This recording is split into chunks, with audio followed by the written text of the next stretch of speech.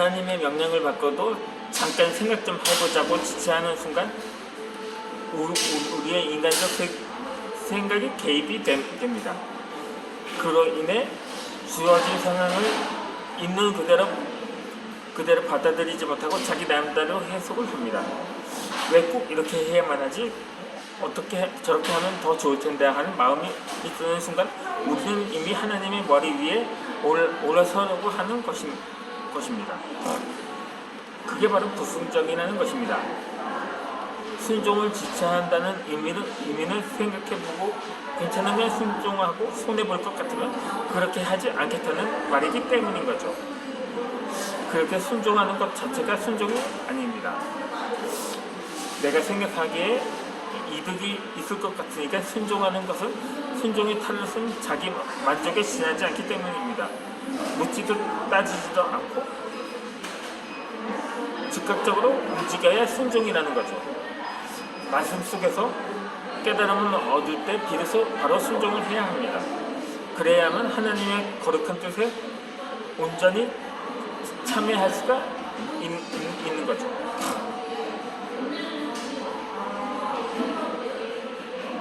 보통 누구에게서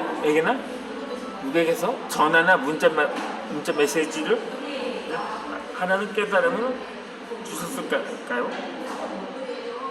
하던 일을 멈추고 바로 전화기를 들을 수가 있습니다. 그 한 통의 전화나 문자 메시지가 한 영혼을 살 수도 있기 때문입니다.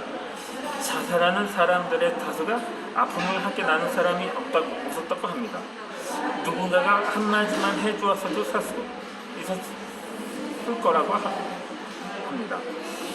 그 누군가가 바로 나 자신일 수가 있다는 거죠. 주변에 보면 생각이 나서 문자 메시지나 전화 한 통을 했을 뿐인데 연락을 받은 사람은 그것이 큰 도움이 되었다는 이야기를 자주 듣습니다.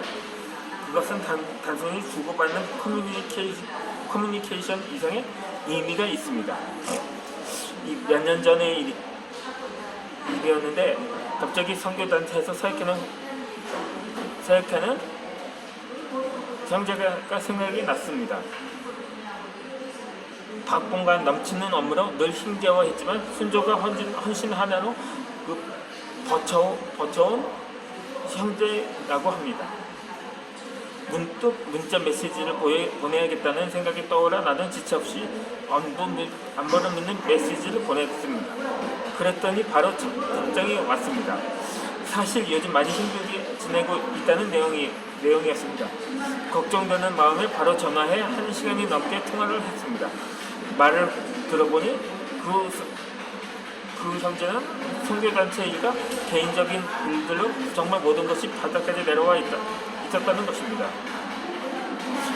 차분히 이야기를 들어주고 통화를 마무리할 무렵 그 형제는 하나님께 그리고 나에게도 정말 감사하다고 고민하던 문제가 해결되었다고 했습니다. 내가 한 거라고는 깨달음을 주신 하나님께 즉각 순종하여 문자 메시지를 보내고 이야기를 들어준 밖에 없었습니다.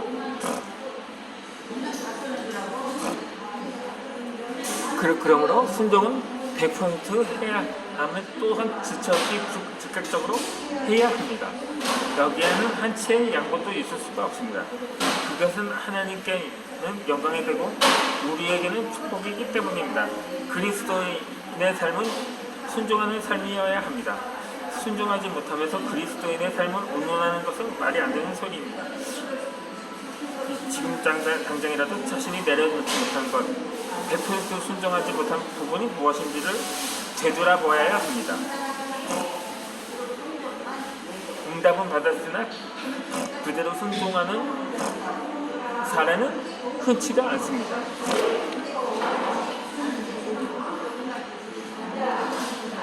그렇기 때문에 그 순종하는 것이 어렵고 두려워서 지체하고 있는 것은 없는지를 잘 살펴봐야 합니다. 아직까지도 망설이고 있으면서 남들이 난 모르겠지라는 안일한 마음으로 순종하지 못한 부분이 있으면 부분이 있으면서도 온전히 순종했다고 생각한다면 그것은 큰 착각입니다.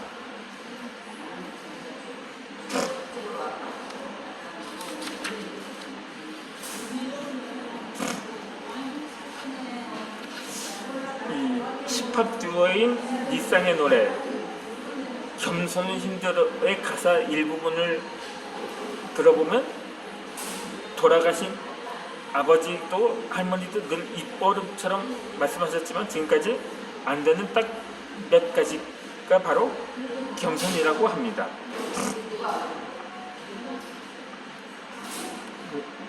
이 노래 한 소절만 들려드리면 이 돌아가신 우리 아버지, 우리 할머니 겸손하라 하셨으면 지금까지 안 되는 건 딱 한 가지지, 그건 겸손이라네. 제가 가사 음정은 모두 생략하고 그냥 읊어 불었다기보다 그냥 시 한 소절을 읊었다고 생각하기 바랍니다. 이 겸손이라는 것은 어디까지부터이고 어디까지가 빼는 것인지도 헷갈립니다. 특히 유교적인 전통이 여전히 강하게 남아있는 우리나라에서는 겸손이란 거절이라는 단어와 일맥상통할 때가 많아서 더욱 그렇습니다. 선물을 주면 아니에요 하며 정색을 합니다. 그럴 때 정말 그 선물을 안 주면 나중에 오히려 욕을 먹습니다. 칭찬을 할 때는 제가 뭘요? 전 아무것도 한 게 없어요 하면서 뒤로 뺍니다. 이것은 미적이고 참된 겸손이라고 여깁니다. 사실 이것도 큰 착각일 수가 있습니다. 사회생활에서는 겸손하다고 칭찬받을지 모르겠지만 그리스도인들에게는 다르기 때문이죠. 그러한 말과 행동은 겸손이 아니라 오히려 교묘한 교만이기 때문일 수도 있다는 거죠. 겸손에 관해서 성 어거스틴의 유명한 일화가 있습니다. 이 성 어거스틴이 어느 날 자신의 제자들에게 이런 질문을 받았다고 합니다. 선생님, 그리스도인들의 최고의 덕목은 무엇입니까? 라고 묻자 이 어거스틴은 이렇게 대답을 했다고 합니다. 첫째는 겸손, 둘째도 겸손, 셋째도 겸손. 그렇다면 그 반대말은 무엇이냐고 물었자 교만이라고 주저없이 대답을 했다고 합니다. 그러다 이 제자들은 교만이란 무엇이냐고 다시 묻자 이 질문에 대해 어거스틴은 매우 의미심장한 대답을 했습니다. 나는 지극히 겸손하다고 생각하는 것이라고 말입니다. 이 어거스틴의 말처럼 교만이란 자신이 지극히 겸손하다고 생각하는 것입니다. 하지만 자기 자신이 교만하다고 인정하는 것이 반대로 겸손인 거죠. 스스로 겸손하다고 말한다면 그것이 곧 교만이 되는 것이죠. 겸손이란 자신의 부족함과 연약함을 인정하는 것입니다. 그것을 감추고 부인할수록 우리는 겸손에서 점점 더 멀어집니다.